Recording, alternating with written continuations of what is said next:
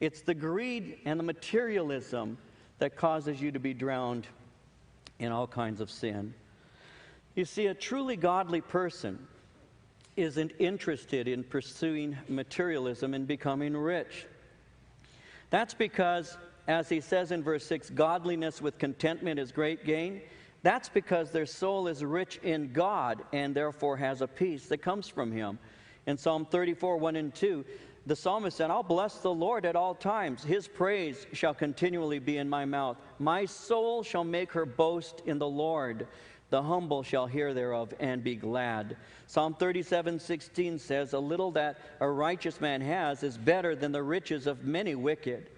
You see, we brought nothing into the world, he says to us in verse 7. It's certain we can carry nothing out. And that's absolutely true.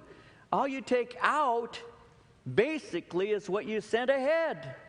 You get buried in that nice outfit that you had and you may never have worn before, because sometimes I've done funerals where the individuals being buried never wore suits, and so the family actually goes out and purchases a suit for that man who never wore suits. He wasn't a suit-wearing kind of guy.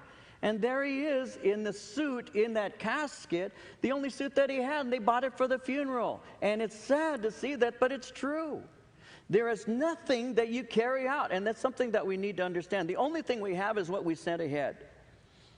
Now, I hope this makes some sense to you. I actually added this to my message this morning, and I gave it first service with some emotion. Prayerfully, I'll be able to refrain from the kind of emotion that I experienced this morning, but it's true to my heart, and I want to share it to you because I believe it illustrates the point. We brought nothing into this world. It's certain we can carry nothing out. Having food and clothing, with these we shall be content. When my father went home to be with the Lord back in 2001, my dad had suffered a heart attack. On a Saturday, on a Tuesday, he was in the hospital. He was having an angioplasty. My brother Frank and I were there in the hospital room with him. He wanted to spend some time with his boys. And so there he began to give us deathbed instructions. As we're speaking, I'm thinking within myself that my father isn't going to die. My father is simply not feeling well, and he'll be okay. And so as his son, I'm listening to him speak, but I'm not really expecting him to die. And as he's speaking to me, he begins to share concerning the things that are most important to him. And he says to us this, he says, in my bedroom, in the closet, in the top shelf there, he says, I have a little green tin. And in that green tin, I have my most important papers, my treasures. I have my special things in there. He says, those are the things that are most important to me.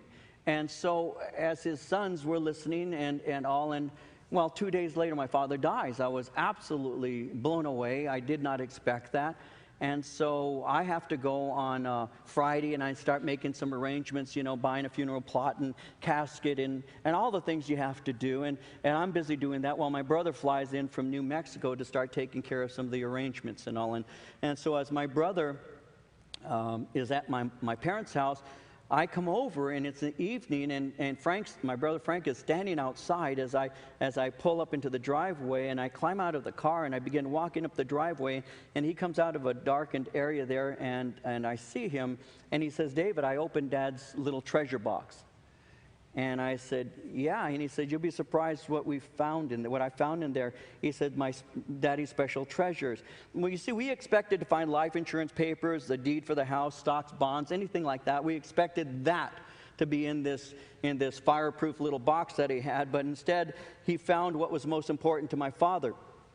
He found cards that we made for him when we were in elementary school with our handprints and our childish handwriting that read, Happy Father's Day and Happy Birthday, Daddy.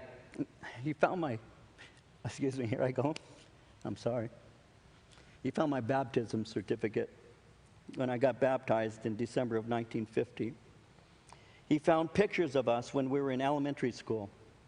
A clipping from my newspaper notice announcing my induction in the Army. He found my dad's wedding certificate.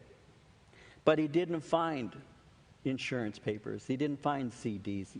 The things that my dad had, like the deed to the house, was in a little shoebox, a cardboard shoebox that would have burned up if the house would have burned up. The only thing he had in a protected tin were the things I just mentioned to you. Pictures of us at 6 years old.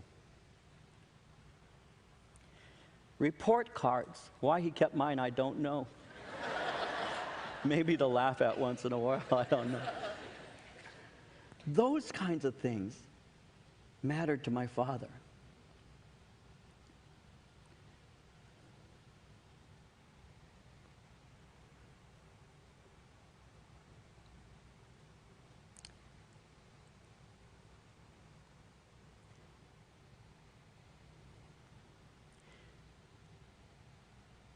My mom gave us an envelope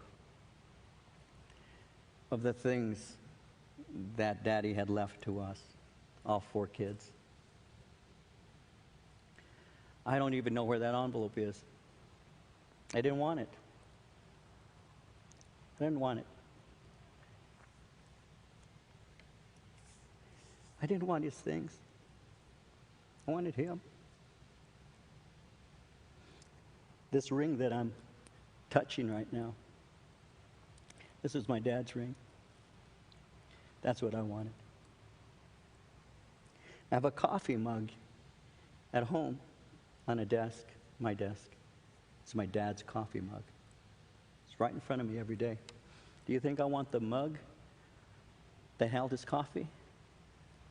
I want the dad so I could drink coffee with him. I miss my dad. I miss my dad. What matters? What matters? The vacations? The homes? The sea-doos and the little motorcycles? The people. The people matter. I don't want to go on a vacation.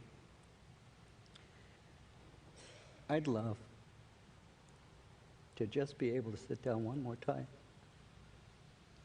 and make my dad laugh. That's what I wish I could do, but I can't. I wouldn't bring him back. He'd be so mad. He's with the Lord. I would never want him back. He can't come back to us. We will go where he is. So that makes heaven more important to me. Where your treasure is, there will your heart be also. Heaven is more beautiful because I have my loved ones waiting for me. Those whom I will finally see. Like the little baby that Marie and I lost through a miscarriage. I actually have 5 babies. One's already in heaven. And I look forward to that day. I hope this isn't too melodramatic for you, but I want it to be real. Godliness with contentment is great gain. Material objects perish with the using. No sooner are you through paying for it than it breaks. You buy that new TV set and the better one comes out right after you buy it. That's true. You say, oh, if I'd have waited a week, I could have gotten this other one. 103 inches. And we get caught up with that. And when our lives are filled with materialism, we're missing the whole point of being whole, being made well in God. Because God has saved us so that we might love him, love one another, and serve this world.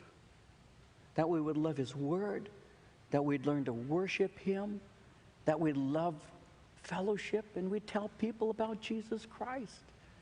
But if I'm so caught up pursuing material gain and then saying, well, God's blessing me for that, when in reality my motive isn't the glory of God, but it's greed, then I'm going to be pierced with many sorrows. That's what he says in verse 10. The love of money is a root of all kinds of evil, for which some have strayed from the faith in the greediness and pierced themselves through with many sorrows.